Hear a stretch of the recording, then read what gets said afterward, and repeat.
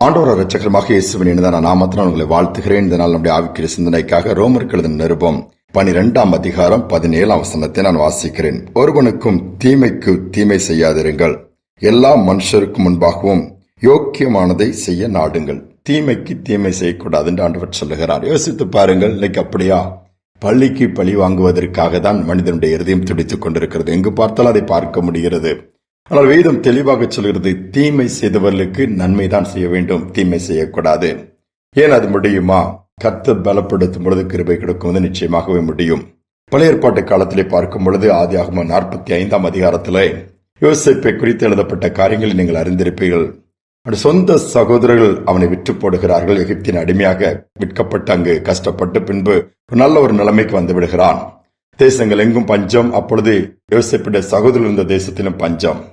அவர்கள் இங்கு வந்து தானியம் வாங்குவதற்கு வந்து நிற்கும் பொழுது யோசேப்புக்கு தெரிகிறது இவர்கள் எல்லாம் என் சகோதரர்கள் என்று. ஆனால் அந்த சகோதரர்களுக்கு இவன் தான் யோசேப்பு விட பெரிய அதிகாரியாக மாறிட்டான் என்பது தெரியவில்லை. ஆனால் நடந்தது என்ன? யோசேப்பு தன்னை வெளிப்படுத்துகிறான். என்ன சொல்லி வெளிப்படுத்துகிறான்?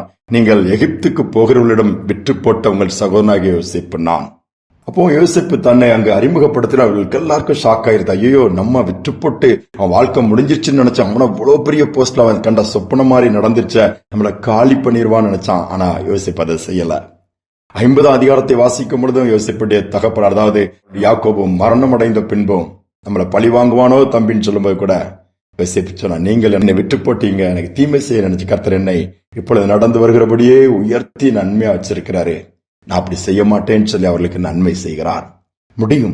நன்மை செய்ய ஆண்டவர் நம்மோடு கூட இருந்தால் இந்த இருதயம் மாறிவிடும். தீமை செய்தவர்களுக்கு கூட நன்மை செய்கிறவர்களா மாறிடுவோம். ஆனால் ஆண்டவர்கிட்ட சார்ந்து இருக்கணும். எந்த கஷ்டம்னாலும், இப்படி என்ன கஷ்டப்படுத்திட்டாங்களே, என்ன பழி வாங்கிட்டாங்களே, என்ன தூக்கி போட்டுட்டாங்களே, என்ன ஒண்ணு இல்லாம பண்ணிட்டாங்களேன்னு சொல்லி புலம்புறதை காட்டிலும் கர்த்தர் இந்த சூழ்நிலை என்னை உயர்த்த முடியும். நான் தீமை செய்தவர்களுக்கு நன்மை செய்ய விரும்புகிறேன் ஆண்டவரே என்று ஜெபித்து பாருங்க. என்ன நடக்கும் தெரியுமா? தேவன் உங்களை உயர்த்தி விடுவார். ஏனென்றால் உங்களுக்கு தீமை செய்தவர்கள் வந்து உங்களிடத்தில் நெருக்கும்படியா வைத்து விடுவார். அந்த அளவு உயரமான இடத்துல கொண்டு போய் ஆசீர்வதித்து ஆயிரங்களுக்கு லட்சங்களுக்கு பயனுள்ள பாத்திரமாய் மாற்றி விடுவார். அதை தான் ஆண்டவர் எதிர்பார்க்க. மாறாக பழி வாங்க வாய்ப்பு கிடைக்குமான்னு காத்துட்டு இருந்தீங்கன்னா மாற்றமே உங்க வாழ்க்கையில் பார்க்க முடியாது. மாறாக நான் அவளுக்கு நன்மை செய்ய விரும்புகிறேன். ஜெபித்து பாருங்க, சிந்தித்து பாருங்க, அப்படி செயல்பட்டு பாருங்க. நிச்சயமாக கர்த்தர் அப்படி வைப்பார்.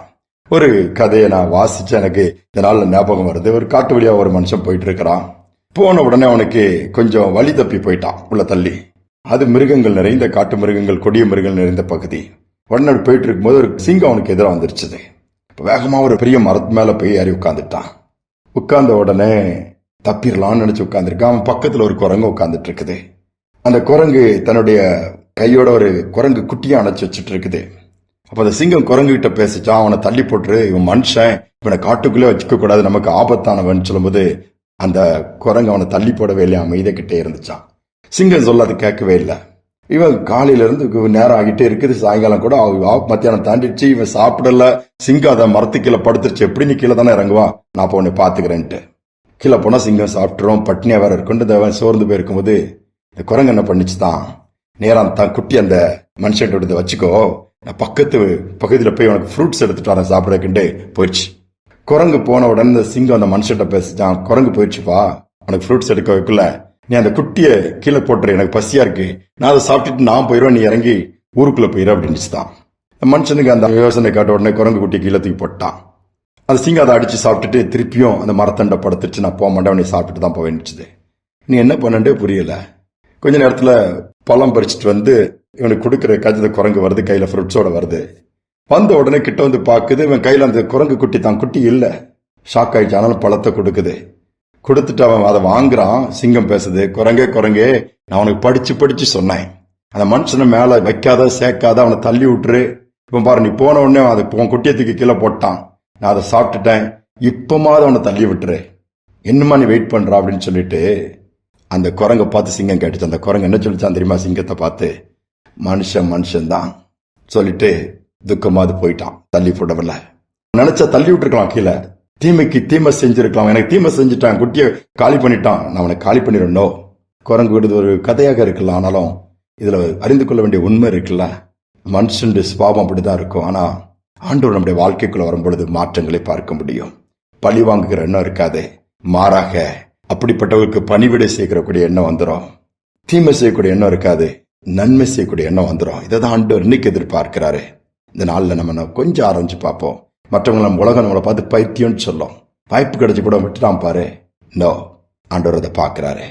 அவர் நமக்காக வழக்காடுவார், நமக்காக யுத்தம் பண்ணுவாரு. பழி வாங்குதல் அவருடையது.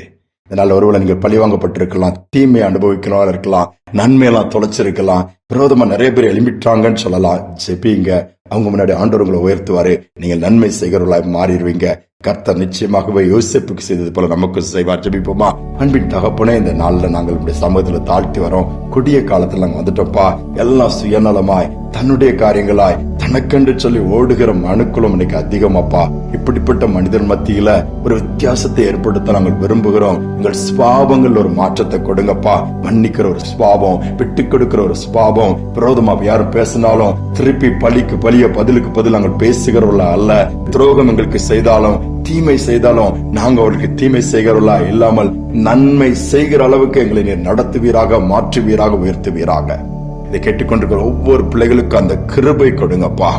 யோசேப்புக்கு அவனுடைய சகோதரர்கள் தீமை செய்தாங்கப்பா, அவன் துரோகம் நடப்பித்தாங்க, ஆனா பொல்லாங்கு செய்தாங்க. வேத மதத்தான் சொல்லுது. கர்த்தர் அந்த யோசேப்பை உயர்த்தி அதே சகோதரர்களுக்கு நன்மை செய்கிறவரை மாற்றினது போல இந்த நாளிலும் அந்த கிருபை எங்களுக்கு தாங்க. தாழ்த்தி ஒப்புக் கொடுக்கிறேன். துதிகனமே ஏற்றுக்கொள்ளும் இயேசுவின் நாமத்தில் பிதாவே, ஆமேன், ஆமேன். தீமைக்கு தீமை செய்யாதங்க, மாறாக ஆண்டவரே அவங்களுக்கு நான் நன்மை செய்ய விரும்புறேன்ட்டு ஒரு சின்ன ஜெபம் பண்ணுங்க. நன்மை செய்கிற அளவுக்கு ஆண்டவர் நம்மை உயர்த்துவார். சிந்தனையோடு இந்த நாளை தொடருவோம். மீண்டுமாய் நாளை தினம் சந்திப்போம்.